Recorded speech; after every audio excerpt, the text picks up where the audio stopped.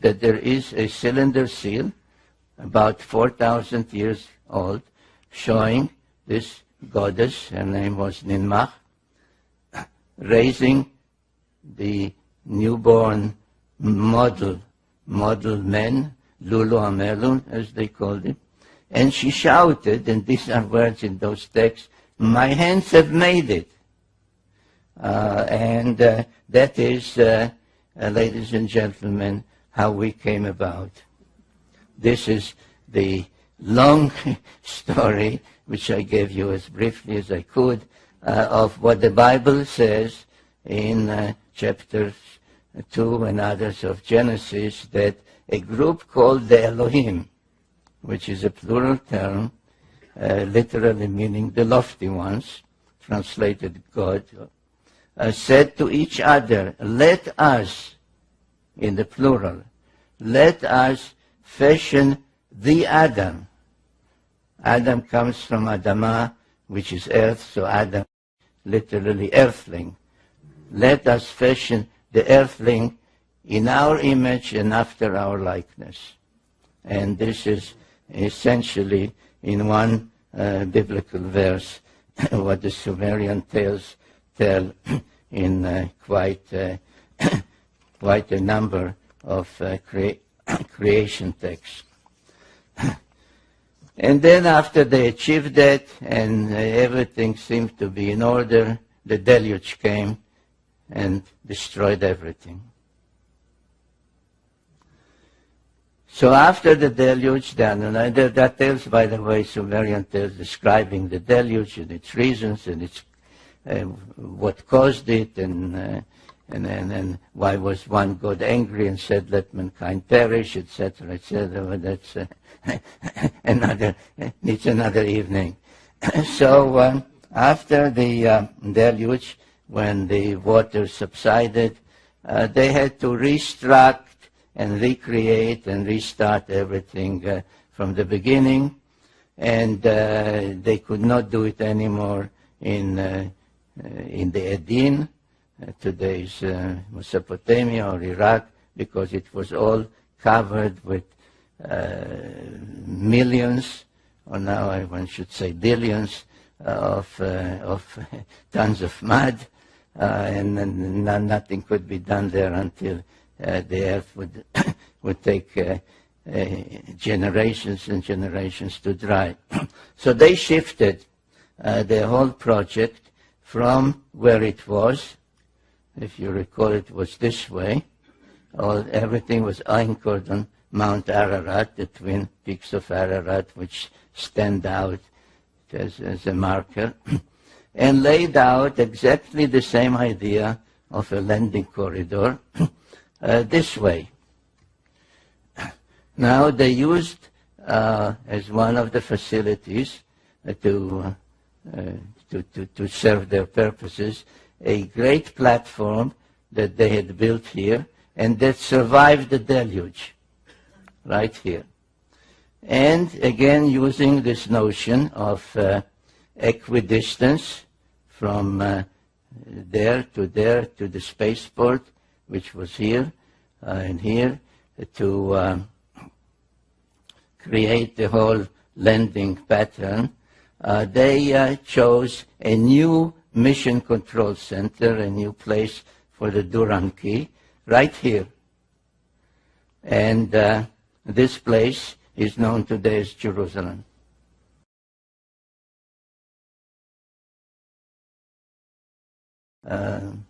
Either at seminars or when I took groups with me to tour these places, I would say to them, why is Jerusalem sacred?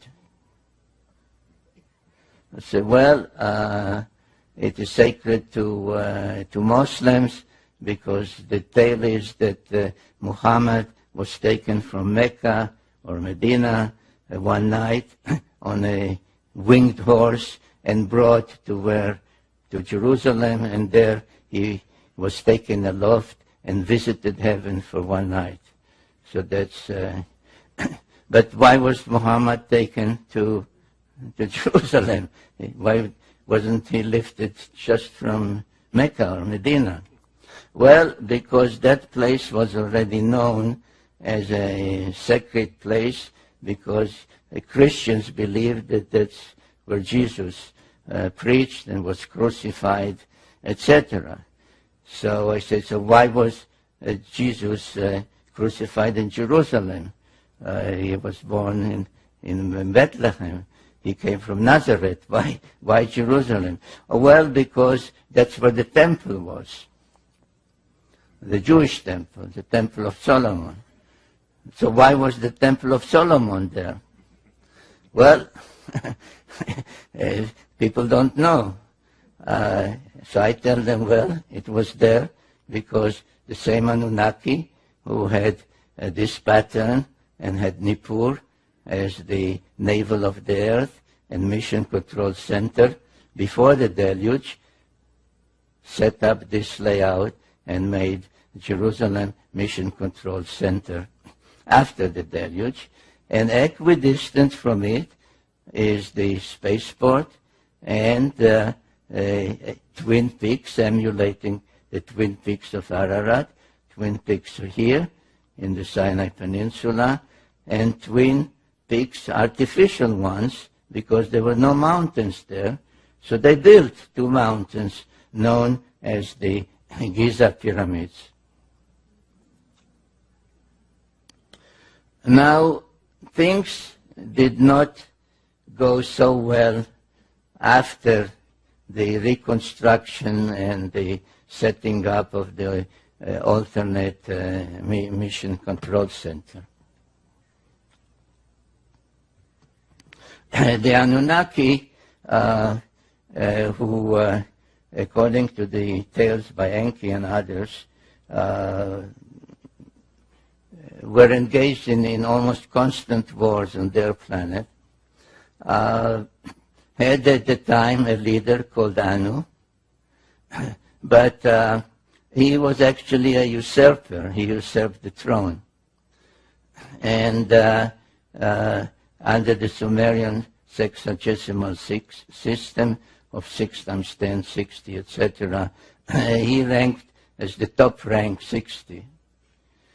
And his successor was a son called Enlil, who was given the rank 50. But Enlil was not the firstborn son. It was Ea, or Enki, as previously known as Ea, Enki, who was really the rightful successor, but he was demoted to rank matching the 12 members of the solar system and matching other 12 without belaboring it, 12 months of the year, 12 tribes of Israel, 12 disciples of Jesus, and so on. So 12 was a celestial number. So the relationships were such that the conflict was almost inevitable, especially since it had a lot to do of who was mothered by whom, who was the father, who was the mother. If this one was also the son of Anu and Antu, then he was this rank. But if this one was only the son of this one, but not this queen, he had another rank. So the relationship was quite confused and convoluted and leading to conflict, which soon appeared on Earth. And one of the events that took place, relatively too many years after the establishment of that great pattern of landing pattern in Jerusalem and the Space Force, etc., and the two artificial mountains in Egypt, was that wars broke out. And the first war that I named in my book, The Wars of Gods and Men, the Pyramid Wars, because there was a series of them, had to do with these facilities, because in the Great Pyramid, one of the two especially, which is the only one that has an ascending passage and chambers, all the others have just a descending passage. They were a prize that one side tried to deprive from the other, and the first series of pyramid wars took place there. In that particular war, the two main protagonists were the main son of Enlil, called Ninurta, and the main son of Enki, called Marduk. And in that war, it was Ninurta who was the victor, and his victory was commemorated in some cylinder seals and other depictions. This was his symbol, the eagle, and this was his victory's depiction, how he won the war over the two pyramids, and another depiction where you see actually all three pyramids. And this, by the way, is another of the proofs, of which I have many, and I deal with it extensively, of who built the pyramids and when they were built, and that you see that already in Sumerian times, which preceded the pharaonic times by thousands of years, the existence of the pyramids was already known. Around 2900 BC, a Sumerian king. Now, the whole business of immortality doesn't really exist, because all the tales tell us that these so-called gods, the Anunnaki, were both born and died. And there are tales about both birth and death. But it is all relative. That's why the Greeks called the gods, they borrowed the Sumerian pantheon, they called them the immortals. But it was only a difference in what a year is. If the Anunnaki come from a planet whose orbit is about 3,600 of our years, to them it is 1 year. If you would ask an Anunnaki, how old are you? He'll say, whatever, I'm 20 years old, which means my planet, Nibiru, made 20 rounds around the sun. If you ask somebody here, so we won't ask people for their ages, of course, but you ask, how old are you? And he'll answer, it means my planet, where I grew up, to which I genetically belong, made X number of orbits around the sun. That's a year. So, but anyway, Gilgamesh was the son of a goddess.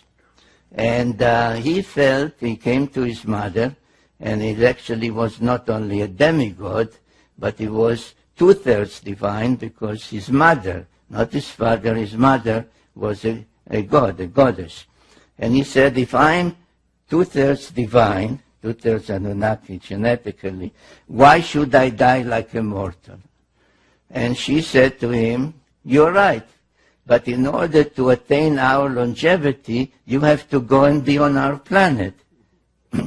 So he went in search of immortality, and the Epic of Gilgamesh is a well-known literary work from antiquity, translated in antiquity already in many of those ancient languages. Now, where did Gilgamesh go in search of immortality? He had to go to places from which he would be taken aloft to the planet of the gods. So if you remember this design, this is what I showed you. This is Jerusalem, which is only mission control center. He had, and this one, where is it? This one was destroyed in the pyramid wars. So he had two places to go. One was the great platform in the mountains here, and one was the spaceport itself. And so around 2900 BC, almost 5,000 years ago, he went in search of a place to be taken aloft and join the gods on their planet. Now the first one that I showed you, this one, is in the mountains of Lebanon. The great cedar forest there is depicted and described in detail in the epic tale of Gilgamesh. And the text says that he witnessed on the night before he entered or tried to enter the place, he saw a rocket launched. And lo and behold, archaeologists have discovered a Phoenician coin from a place not far from there that shows the great platform and a rocket ship on a podium. This and can be visited. I went there at some risk. I would not advise you to go at this time because it's the headquarters of the Hezbollah in Lebanon. But the place is called Baalbek, and there is there a vast stone platform of about 500,000 square feet. And here at this northwestern corner, there are ruins of temples built over temples over temples. The latest one are Muslim and Byzantine and Roman, but they are built on or over a platform that pre-existed. And these are some of the most ancient ruins that you see there, of levels that keep rising from down there, rising and rising and rising and rising and rising. And these stone blocks weigh between 600 to 900 tons each. And the immensity of the place is mind-boggling. Even more mind-boggling is one of the courses in the western wall of that enclave, on the western wall, on top of these huge boulders. And the three of them, 1, 2, and the third one, known as the Trilithon. This is the drawing, the image. This is a line drawing of a person, so you can see the scale. So there are three of these huge stone blocks lying in, and put them there, not drop them on the ground, but put them exactly where they should be, where they belong. And the question is, what was the purpose of this whole thing?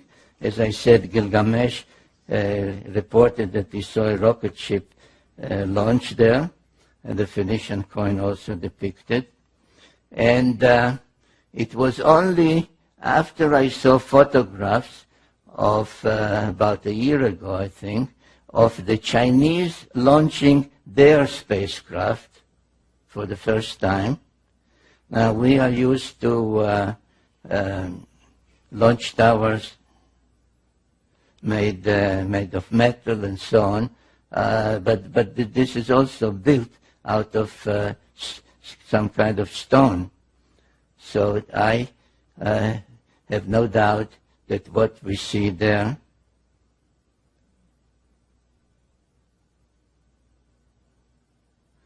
now, where's the one?